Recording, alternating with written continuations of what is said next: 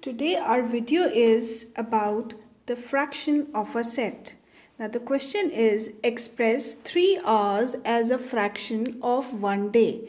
Here the set is 1 day. In 1 day we have 24 hours. Now how we will express 3 hours as a fraction of 1 day? We will write 3 hours is 3 by 24 of a day.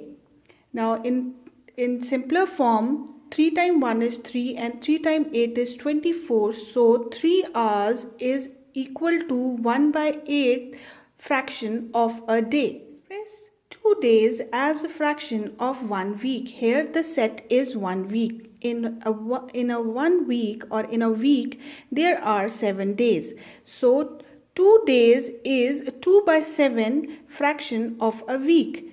Now here number of days are 2 in the question and total number of days in a week we have calculated it as the key that 1 week is equal to 7 days. So total number of days in a week is 7. So how we will write it in fraction? In fraction form it will be 2 by 7. Hope you have understood the concept of fraction of a set.